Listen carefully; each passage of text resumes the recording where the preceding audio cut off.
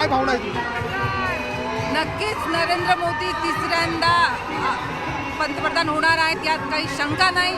तुम्ही स्वतः लोकांचा उत्साह बघता आहात, लोक अतिशय उत्साही आहात। अबकी बार 405 चा नारा नक्कीच होणार आहे। जय श्रीराम।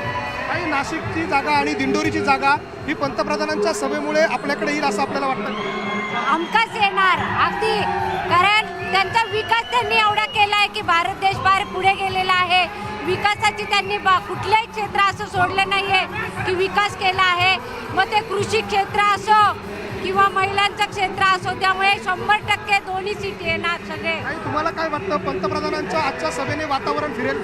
आता तुम्ही पाहताय लोकांमध्ये उत्साह किती उच्चांक गाठलेला आहे आणि मला असं वाटतं की लोकांच्या मनात मोदीजीच आहेत। त्यामुळे हा उत्साह बघून तुम्हाला कळालं असेल की नाशिक असो की महाराष्ट्र असो की अख्खा भारत असो, हा पूर्ण मोदीजींबरोबर आहे। आणि शक्ती, स्त्री शक्ती मोदीजींबरोबर नक्की आहे हे तुम्हाला दिसतंय। त्यामुळे नक्कीच नाशिक जिल्ह्यामध्ये दिंडोरी मतदारसंघ आणि नाशिक दोन्ही सीट हे भारतीय जनता पार्टी आणि महायुतीलाच मिळणार आहे। आपण बघतोय महिलांच्या या प्रतिक्रिया आहे, महिला ज्यांच्या सोबत आहे त्यांच्यासोबत विजय निश्चित आहे अशा भावना त्यांच्या आहे। माझ्या मागच्या बाजूला आपण दृश्यांमध्ये बघतोय मोठ्या प्रमाणामध्ये हे कार्यकर्ते जे आहेत ते जल्लोष करताना आपल्याला पाहायला मिळत आहे। देशभक्तीपर गीतं सुरू आहे आणि या देशभक्तीपर गीतांवरती ही तरुणाई, हे कार्यकर्ते जे आहे ते आपल्याला थिरकताना पाहायला मिळत आहे। एक जल्लोषाचं, उत्साहाचं वातावरण आहे। ताई, तुम्ही देखील सभेला आला, काय वातावरण आहे?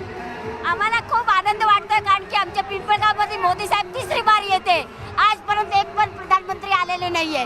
जो राम को लाया है हम उनको लाएंगे। जय श्रीराम। जो राम को लाया हम उनको लाएंगे अशा प्रकारच्या भावना ज्या आहेत त्या या सगळ्या कार्यकर्त्यांच्या आहे। विशेषतः महिलांची संख्या तुषार सर लक्षणीय आहे आणि नाशिक जिल्ह्याच्या कानाकोपऱ्यातून देखील मोठ्या संख्येनं कार्यकर्ते, पदाधिकारी या सभेच्या ठिकाणी आलेले आहे। उत्साहाचं वातावरण आहे, जल्लोषाचं वातावरण आहे। प्रत्येकाच्या हातामध्ये भाजपची निशाणी असलेलं कमळ दिसतंय। पंतप्रधान नरेंद्र मोदींचे मुखवटे आपल्याला पाहायला मिळत आहे। कमळ निशाणी असलेले भाजपचे ध्वज जे आहे ते आपल्याला पाहायला मिळत आहे आणि मोदीच्या फार दिसतोय। त्यामुळे या मोदींच्या सभेचा उमेदवारांना किती फायदा होणार हे दिसणारच आहे।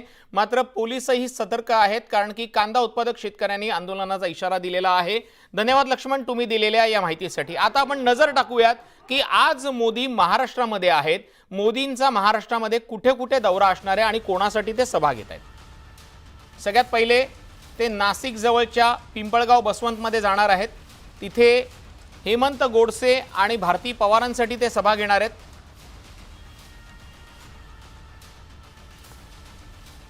त्यानंतर पंतप्रधान मोदी नाशिकवरनं थेट येणार आहेत कल्याणला।